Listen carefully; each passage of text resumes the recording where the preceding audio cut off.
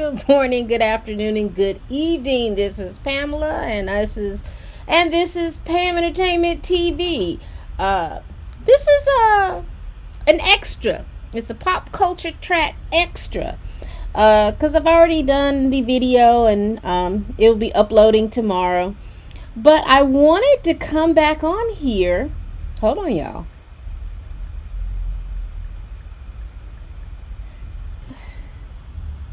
What is going on? I wanted to come back on here. There's a couple of things that I wanted to kind of go over. Excuse me. As you all know, that we were talking about the Met Gala, and at the end we talked about Nicki Minaj and her claim about her cousin friend who testicles had enlarged, and he had surmised that they had enlarged due to him taking the COVID-19 virus.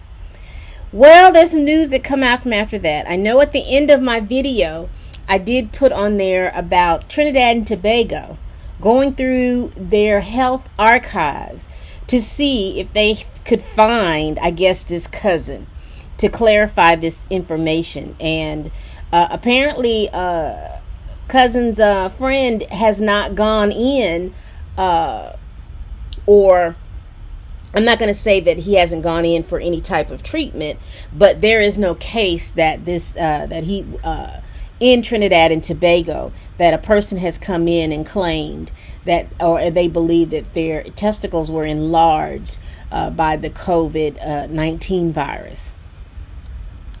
Again, I'm not laughing about anybody's situation, but damn it, that is just hilarious. The second part of that is I didn't realize yesterday, Piers Morgan and Nicki Minaj had a little tete-a-tete. He had said some things about Nicki Minaj and called her a rude little madam. And all of that to say is now she has changed her Twitter handle to rude little madam. Talking, and all of this is in talking points for this cousin's friend and his testicles. Also, which has transpired from that is that her fans were in a little uproar because she had reposted something that Tucker Carlson had said in regards to this matter too. So I guess all in all, she's trying to make a point as to why she does not want to be vaccinated, and this story has the story of the cousin's friend has just taken a life of its own. One of the things also that I wanted to talk about, because like I said, I had spent most of my pop culture chat, episode 3, talking about the Met Gala. I see here on Hollywood Unlocked that, let's see if I can put it up here. Rapper Mo Fane, he got 17 years. Let me say it again. 17 years for being fraudulent in regards to these PPP loans that the government was giving out last year and earlier this year. 17 years. According to Hollywood Lock, Alyssa Brooks, staff writers, it says that Love and Hip Hop's Atlanta Mo Fane might make PPP fraudsters think twice about committing fraud, because he just got 17 years for that PPP loan fraud.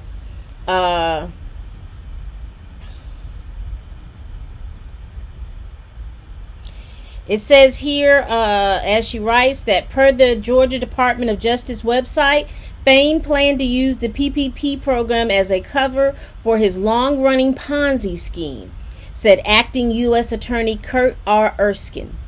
The funds the program supplies serves as a lifetime to many businesses desperately trying to stay afloat during the pandemic. And unfortunately, his fraud helped deplete those precious dollars.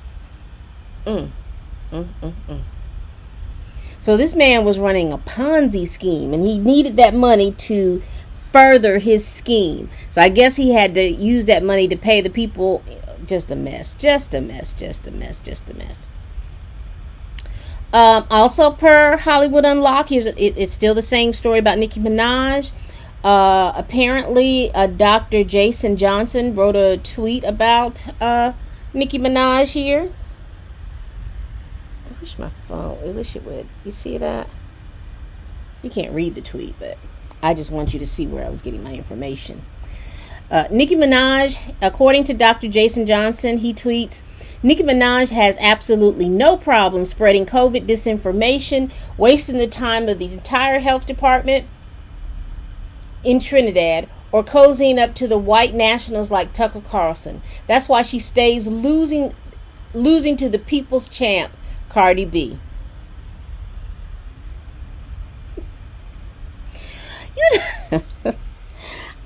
I guess I just don't understand. Y'all know she's talking mess. Why don't y'all just let her talk a mess in peace? Let me rephrase that. We know that Nicki Minaj can say some things and do some things that are troubling. She hangs around certain characters that are troubling. We know this. I just don't understand why we continue to harp on it or make it seem like what she says and what she does, there is some, I don't even know how to say it, any kind of value to it.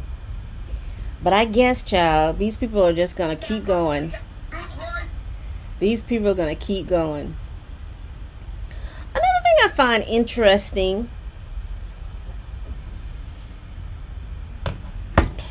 is they're talking about Tory Lanez. I don't really want to talk about Tory Lanez right now. I'm not sure when this court hearing or thing is going to happen, but it seems like it's supposed to be happening soon, within the next couple of months. Because I know as of last month, the judge had fined him $250,000 and for violating the restraining order back at that Rolling Out Loud concert. But it's been a couple of months now. If you're not familiar with that, DaBaby, who had a whole lot of stuff swirl around him in regards to that Rolling Loud concert. But anyway, prior to the DaBaby saying what he said, he had brought out Tory Lanez. Now, Tory Lanez was not scheduled to be on that concert stage. He brought Tory Lanez out like the Masked Singer, all in this garb, and was asking the crowd to guess who he was.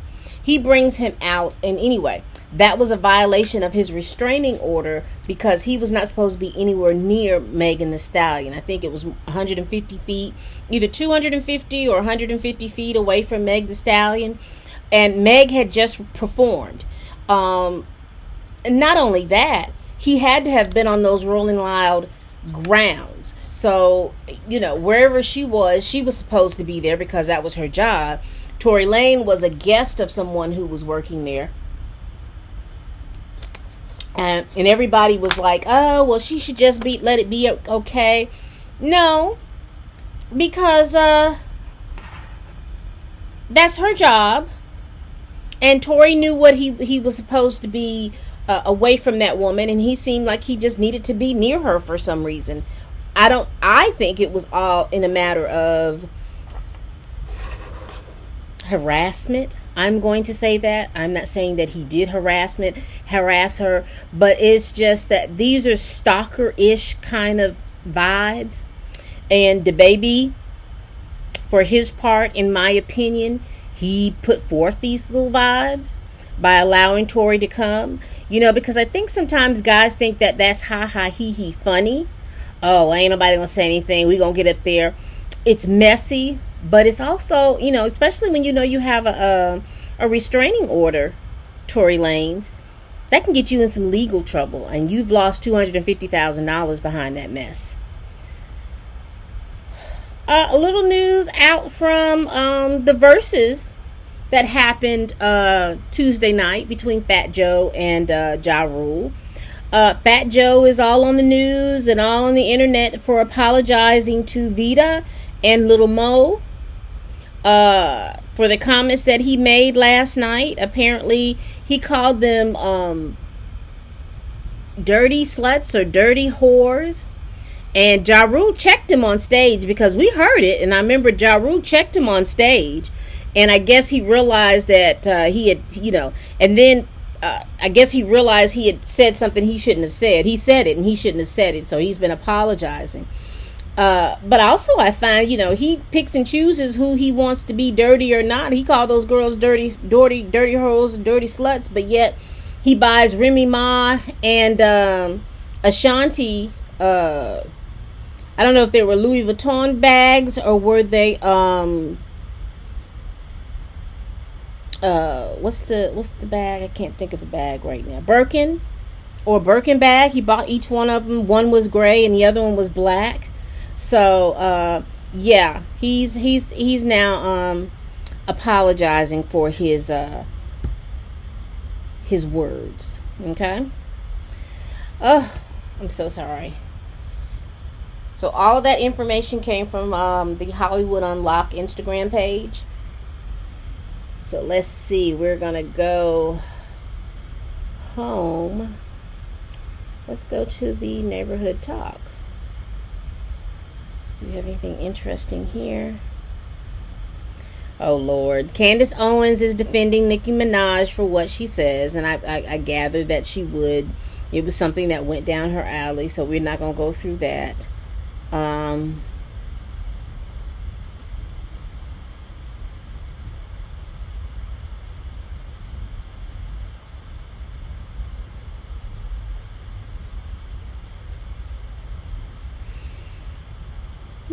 they don't have any much information out here on. Oh, is that like Randy Jackson? That is Randy Jackson. So he's in support of Nicki Minaj.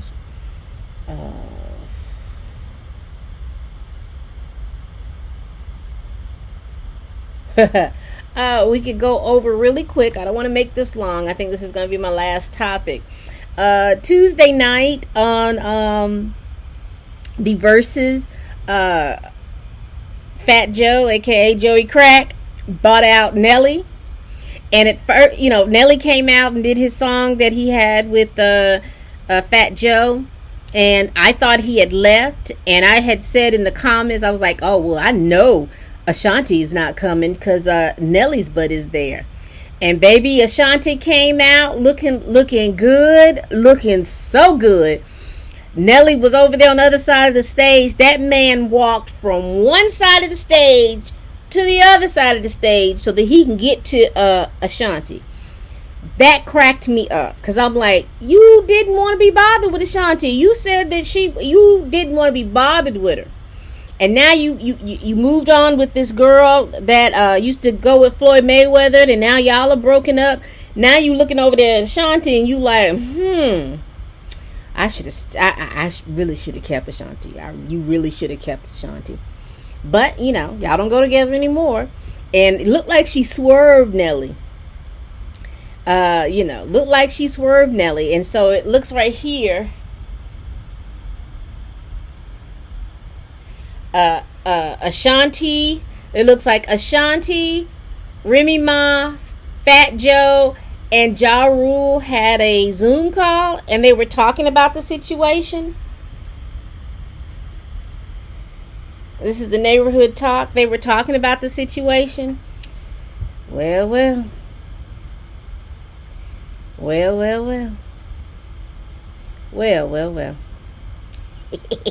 They did a live. This is what I'm hearing. They just did a live. Okay.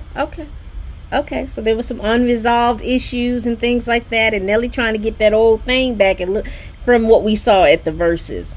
So this is it. This was just a little addendum to my pop culture episode 3 chat. So I guess this is episode 3A. That's how I'm gonna label it.